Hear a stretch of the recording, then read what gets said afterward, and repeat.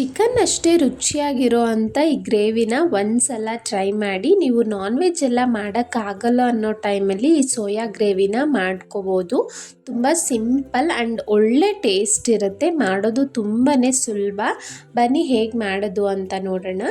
ಮೊದಲಿಗೆ ಒಂದು ಪಾತ್ರೆಯಲ್ಲಿ ನೀರು ತೊಗೊಂಡು ಒಂದು 1/4 ಟೀ ಸ್ಪೂನ್ ಆಗುವಷ್ಟು ಅರಿಶಿನ ಉಪ್ಪು ಹಾಕ್ತಾ ಇದ್ದೀನಿ.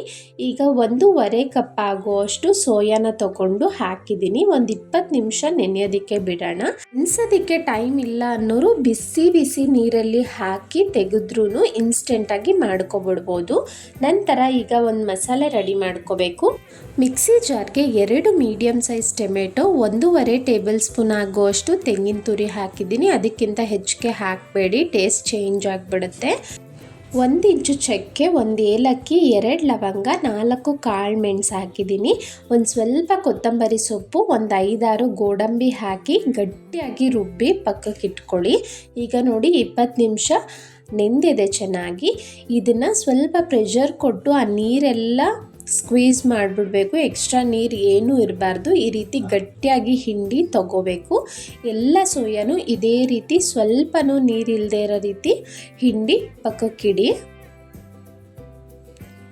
ಒಂದು ಪ್ಯಾನ್ ಇಟ್ಟು ಸ್ಟವ್ನ ಲೋ ಫ್ಲೇಮಲ್ಲಿ ಇಟ್ಕೊಂಡು 1-2 ಟೇಬಲ್ ಸ್ಪೂನ್ ಆಗುವಷ್ಟು ಎಣ್ಣೆ ಹಾಕಿದ್ದೀನಿ. ನಂತರ ಆ ಸೋಯಾ ಚಂಕ್ಸ್ನೆಲ್ಲ ಹಾಕ್ಕೊಂಡು ಇದಕ್ಕೆ 1/4 ಟೀ ಸ್ಪೂನ್ ಆಗುವಷ್ಟು ಪೆಪ್ಪರ್ ಪುಡಿ, ಹಾಗೆ ರುಚಿಗೆ ತಕ್ಕಷ್ಟು ಒಂದು ಸ್ವಲ್ಪ ಉಪ್ಪನ್ನು ಹಾಕೊಳ್ಳೋಣ. ಲೋ ಫ್ಲೇಮಲ್ಲೇ ಜಸ್ಟ್ 1-2 ನಿಮಿಷ ಫ್ರೈ ಮಾಡ್ಕೋಬೇಕು. ಆ ಸೋಯಾ ಸ್ಮೆಲ್ಲೆಲ್ಲ ಏನಿರುತ್ತೆ ಈ ರೀತಿ ಮಾಡೋದ್ರಿಂದ ಹೋಗುತ್ತೆ. ಹಾಗೆ ಉಪ್ಪು ಖಾರನೂ ಸಹ ಚೆನ್ನಾಗಿ ಹಿಡಿಯುತ್ತೆ ಅಂತ. ಸುಮಾರು 2 ನಿಮಿಷ ಲೋ ಫ್ಲೇಮಲ್ಲೇ ಫ್ರೈ ಮಾಡ್ಕೊಂಡಿದ್ದೀನಿ. ಈಗ ಇದನ್ನು ಪಕ್ಕಕ್ಕಿಟ್ಟು ಒಂದು ಬಾಣಲೆಗೆ ಇಲ್ಲಿ 8-10 ಸ್ಪೂನ್ ಆಗೋಷ್ಟು ಎಣ್ಣೆ ಹಾಕ್ಕೊಳ್ತಾ ಇದ್ದೀನಿ. ಎಣ್ಣೆ ಒಂಚೂರು ಜಾಸ್ತಿನೇ ಇರಬೇಕು. ಈ ರೀತಿ ಗ್ರೇವೀಸ್ಗೆಲ್ಲ 1 ಮೀಡಿಯಮ್ ಸೈಜ್ ಈರುಳ್ಳಿ, ಒಂದು ಪಲಾವ್ ಎಲೆ ಹಾಕ್ಕೊಂಡಿದ್ದೀನಿ. ಈಗ ಗೋಲ್ಡನ್ ಬ್ರೌನ್ ಆಗೋ ತನಕ ಫ್ರೈ ಮಾಡ್ಕೊಳ್ಳೋಣ ಆಯಿಲಲ್ಲಿ. ಆ ಪಲಾವ್ ಎಲೆ ಫ್ಲೇವರ್ ಬಿಟ್ಕೊಳ್ಳುತ್ತೆ, ತುಂಬ ಒಳ್ಳೆ ಟೇಸ್ಟ್ ಕೊಡುತ್ತೆ, ಅದಕ್ಕೋಸ್ಕರ ಹಾಕ್ಕೊಂಡಿರೋದು. ನಂತರ ಗೋಲ್ಡನ್ ಬ್ರೌನ್ ಆಗ್ತಿದ್ದಂತೆ ರುಬ್ಬಿ ಇಟ್ಕೊಂಡಿರೋ ಅಂಥ ಮಸಾಲೆನ ಹಾಕ್ಕೊಳ್ಳೋಣ. ಎಲ್ಲ ಹಸಿ ಪದಾರ್ಥ ಹಾಕಿರೋದ್ರಿಂದ ಹಸಿ ಸ್ಮೆಲ್ಲೆಲ್ಲ ಹೋಗಬೇಕಲ್ಲ, ಚೆನ್ನಾಗಿ ಫ್ರೈ ಮಾಡ್ಕೋಬೇಕು. 1 ಟೀ ಸ್ಪೂನ್ ಶುಂಠಿ ಬೆಳ್ಳುಳ್ಳಿ ಪೇಸ್ಟು ಸಹ ಹಾಕ್ತಾ ಇದ್ದೀನಿ. ನೀವು ಆಯಿಲ್ಗೆ ಈರುಳ್ಳಿ ಹಾಕ್ತಿರಲ್ಲ ಹಾಗೆ ಹಾಕ್ಕೊಂಡು ಫ್ರೈ ಮಾಡ್ಕೊಳ್ಳಿ.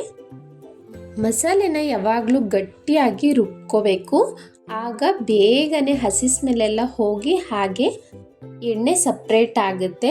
ನೋಡಿ, ನಾನು ಇದೇ ರೀತಿ ಫ್ರೈ ಮಾಡ್ತಾ ಬರ್ತೀನಿ. ಆಯಿಲೆಲ್ಲ ಸಪ್ರೇಟ್ ಆಗ್ತಾ ಬರ್ತಿದೆ.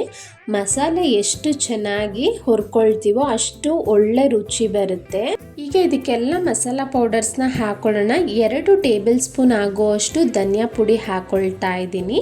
1.5 ಟೇಬಲ್ ಸ್ಪೂನ್ ಆಗುವಷ್ಟು ಕಾಶ್ಮೀರಿ ಚಿಲ್ಲಿ ಪೌಡರ್, ನಾರ್ಮಲ್ ಖಾರ ಇರೋ ಚಿಲ್ಲಿ ಪೌಡರ್ 2 ಸೇರಿ 1.5 ಟೇಬಲ್ ಸ್ಪೂನ್ ಹಾಕಿದ್ದೀನಿ. ನಂತರ ಅರ್ಧ ಟೇಬಲ್ ಸ್ಪೂನ್ ಆಗುವಷ್ಟು ಗರಂ ಮಸಾಲ ಹಾಕ್ಕೊಳ್ತಾ ಇದ್ದೀನಿ. ಎಲ್ಲವನ್ನು ಒಂದ್ಸಲ ಚೆನ್ನಾಗಿ ಮಿಕ್ಸ್ ಮಾಡ್ಕೊಳ್ಳೋಣ. ಈಗ ಇದಕ್ಕೆ ಎಷ್ಟು ನೀರು ಬೇಕೋ ಅಷ್ಟು ನೀರನ್ನು ಸೇರಿಸ್ಕೊಳ್ಳಿ. ನಾನಿಲ್ಲಿ ಸುಮಾರು 2 ಗ್ಲಾಸ್ ಆಗುವಷ್ಟು ಹಾಕ್ಕೊಂಡಿದ್ದೀನಿ. ಸೋಯಾ ಗ್ರೇವಿ ಬಂದು ಗಟ್ಟಿ ಬರುತ್ತೆ.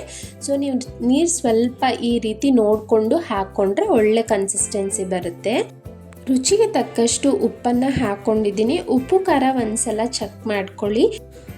ಈ ರೀತಿ ಕುದೀತಿರ್ಬೇಕಾದ್ರೆ ನಾವು ಫ್ರೈ ಮಾಡಿ ಇಟ್ಕೊಂಡಿರೋ ಅಂಥ ಸೋಯಾ ಚಂಕ್ಸ್ನ ಹಾಕ್ಕೊಳ್ಬೇಕು. ಈಗ ಗ್ರೇವಿ ಗಟ್ಟಿ ಬರುತ್ತೆ, ಹಾಗೆ ಆ ಮಸಾಲ ಎಲ್ಲ ಚೆನ್ನಾಗಿ ಹಿಡಿಬೇಕು. ನೋಡಿ, ಪ್ಲೇಟ್ನ ಮುಚ್ಚಿಟ್ಟು ಆಗಾಗ ಮಧ್ಯ ಮಧ್ಯ ಒಂದ್ಸಲ ತಿರುಗಿಸ್ಕೊಳ್ತಾ ಸೋಯಾನ ಚೆನ್ನಾಗಿ ಒಂದು 4-5 ನಿಮಿಷ ಚೆನ್ನಾಗಿ ಕುದಿಸ್ತಾ ಬಂದರೆ ನಿಮಗೆ ಗ್ರೇವಿ ಕನ್ಸಿಸ್ಟೆನ್ಸಿನೂ ಗಟ್ಟಿ ಆಗ್ತಾ ಬರುತ್ತೆ. ಒಳ್ಳೆ ಗ್ರೇವಿ ರೆಡಿ ಆಗುತ್ತೆ. ಸುಮಾರು 4-5 ನಿಮಿಷ ಆದಮೇಲೆ ನನಗೆ ಕನ್ಸಿಸ್ಟೆನ್ಸಿ ಬಂದಿದೆ, ಪರ್ಫೆಕ್ಟಾಗಿದೆ. ಈಗ ಸ್ಟವ್ನ ಆಫ್ ಮಾಡಿ ಇಲ್ಲಿ ಕೊನೆಯದಾಗಿ ಫ್ರೆಶ್ ಆಗಿರೋ ಅಂಥ ಕೊತ್ತಂಬರಿ ಸೊಪ್ಪನ್ನ ಹಾಕ್ಕೊಂಡು ಮಿಕ್ಸ್ ಮಾಡ್ತಾ ಇದ್ದೀನಿ. ನೋಡ್ತಿದ್ದೀರಾ ಅಲ್ಲ, ಚಿಕನ್ ಗ್ರೇವಿ ಟೇಸ್ಟೇ ಬರುತ್ತೆ. ನೀವು ತಿಂತಿದ್ರೆ ಖಂಡಿತ ನಾನ್ ವೆಜ್ ಎಲ್ಲ ತಿನ್ನೋಕ್ಕಾಗದೇ ಇರುವಾಗ ನೀವು ಇದನ್ನು ಟ್ರೈ ಮಾಡ್ಬೋದು. ಸವಿ ಕಿಚನ್ ಕನ್ನಡಗೆ ಯಾರೆಲ್ಲ ಸಬ್ಸ್ಕ್ರೈಬ್ ಆಗಿಲ್ಲ ಪ್ಲೀಸ್ ಸಬ್ಸ್ಕ್ರೈಬ್ ಮಾಡಿ. ಹಾಗೆ ನಾನು ಹಲವಾರು ರೀತಿಯ ಈಸಿ ರೆಸಿಪೀಸ್ನ ಡೈಲಿ ಅಪ್ಲೋಡ್ ಮಾಡ್ತಿರ್ತೀನಿ, ಇಂಟ್ರೆಸ್ಟ್ ಇರೋರು ಚೆಕ್ ಮಾಡ್ಬೋದು. ಈ ವಿಡಿಯೋ ಇಷ್ಟ ಆಗಿದ್ದರೆ ಲೈಕ್ ಮಾಡಿ, ನಿಮ್ಮ ಫ್ಯಾಮಿಲಿ ಫ್ರೆಂಡ್ಸ್ಗೆ ಶೇರ್ ಮಾಡೋದನ್ನು ಮರಿಬೇಡಿ.